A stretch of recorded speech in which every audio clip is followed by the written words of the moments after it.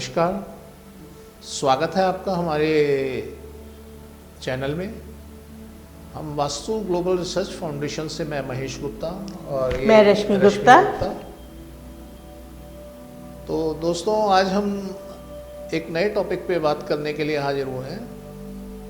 तो बताएं रश्मि जी, आप किस विषय के लिए बात करना चाहते हैं?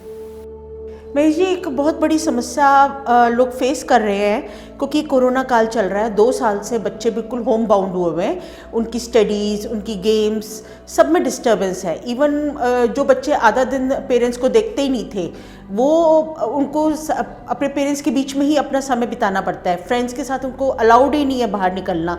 तो वो basically they have become homesick. वो बड़े बुजुर्ग भी उनको हर समय कोई ना कोई शिक्षा देते रहते हैं, पेरेंट्स शिक्षा देते रहते हैं। बच्चे अल्टीमेटली, मैं देखती हूँ काफ़ी ज़्यादा हमारे पास क्लाइंट्स ऐसे हैं, लेडीज़ हैं जो हमें मैसेज करती हैं, जो हमें फ़ोन करके पूछती हैं कि सर मैडम, कोई ऐसे उपाय बताएं कि हमारे बच्चे जो डिप्रेशन में जा रहे हैं तो उनको किस तरीके से हम उससे उभारें। वो सारा दिन उनकी पढ़ाई ही कंप्यूटर से हो रही है, उनको कंसंट्रेट करना पड़ता है, कंप्यूटर पे बैठना पड़ता है, जो वो नहीं कर पा रहे हैं। वो इतना ज़्यादा उनका जो फ्रेंड सर्कल है वो सब डिस्टर्ब हो गया। तो आप ऐसे में आप क्या वास्तु टिप देंगे कि बच्चों का जो मेंटल स्टेटस, जो उनको एक अजीब सी साइकोलॉजिकल प्रॉब्लम होती जा रही है, वो उससे उभर सके? क्योंकि ऑनलाइन पढ़ाई करना भी कोई बुराई नहीं है। आज बहुत सारे तरीके निकलाए हैं कि ऑनलाइन पढ़ाई करके भी बहुत ज़्यादा अचीवमेंट मिल पा रही है, ज़्यादा एक्सपोजर मिल पा रहा है। आप गूगल पे बहुत ज़्यादा कुछ रिसर्च भी कर सकते हैं साथ साथ। पर बच्चे जो अल्टीमेटली उसी बेडरूम में सोते हैं, उसी बेडरूम में पढ़ाई करते हैं, पेरेंट्स के भी बीच में हैं, बड़े बुजुर्गों के भी बीच में हैं, और लेज़ी भी हो गए हैं। तो आप इसके लिए क्या सलाह देना चाहेंगे? रश्मि जी, देखिए, जो हम जब वास्तु की बात करते हैं तो वास्तु को व्यवस्थित करना पड़ता है, आपको उसके अनुसार चलना पड़ेगा। ये एक प्राकृतिक विज्ञान है वास्तु जो है, और प्रकृति के नियमों की अवहेलना करने वाला व्यक्ति जो है अपने लिए भी और दूसरों के लिए भी बोझ बन जाता है। तो इसकी प्राकृतिक नियमों का पालन तो हमें करना ही चाहिए। तो वास्तु के हिसाब से, प्रकृति के हिसाब से आप अपनी व्यवस्था करें तो आप नोटिस करेंगे, आप देखेंगे कि आप सभी चीज़ें आपके जीवन में व्यवस्थित होनी शुरू हो जाएंगी, और जो तनाव, जो रहन सहन आपका, उसमें ज़मीन आसमान का फ़र्क आ जाएगा।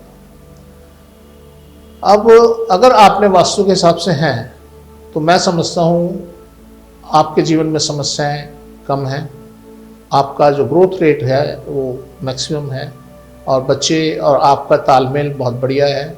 बच्चे आपके सर्वाइव कर रहे हैं, बच्चे सक्सेसफुली आगे बढ़ रहे हैं। और अगर नहीं है तो कुछ भी पॉसिबल है। बच्चों में तनाव रहेगा, बच्चे बिखर जाएंगे, और बच्चे चिड़चिड़ापन और ये सब चीज़ें, क्योंकि आज कोरोना टाइम में सब लोग घर पे हैं, ये सब होने की संभावनाएं बढ़ जाएंगी। तो हमें निश्चित रूप से वास्तु का सहारा लेना चाहिए। अब समस्या ये है कि घर से बाहर नहीं निकलना। यस, घर से बाहर आपने भीड़ में नहीं जाना, आपने लोगों के संपर्क में नहीं जाना। तो आप इतना तो कर सकते हैं कि दिन में 1 घंटा अपनी छत पे बिता दें, क्योंकि घर में रहने और बाहर में रहने में क्या अंतर है। जब आप घर पे रहते हैं तो ऊर्जाएं पूरी तरीके से आपको नहीं मिल पाती, आप तक नहीं पहुंच पाती, और उन ऊर्जाओं के आपके जो संबंध हैं, आपके ऊपर जो उनका प्रभाव आना है वो कम होता है। अब जब सब बच्चे स्कूल जाते हैं, स्कूल जाने में, दूसरी बिल्डिंग में, खेलने में, तो बच्चों को जो ऊर्जा का जो आवरण मिलता है वो डिफरेंट होता है। और घर में रहने पर तो ऊर्जा की कमी डेफिनेटली, 4 दीवारी के बीच में जब आप आए तो वो रहेगी।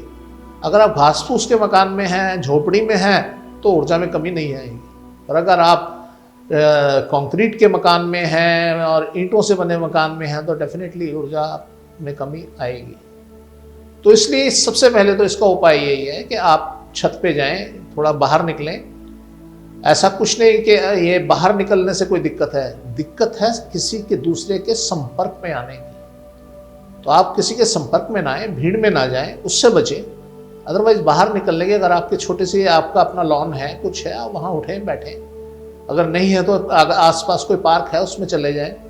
तो समस्या यहाँ ये नहीं है कि आप खुली हवा में ना घूमें, समस्या ये है संपर्क में नहीं आना।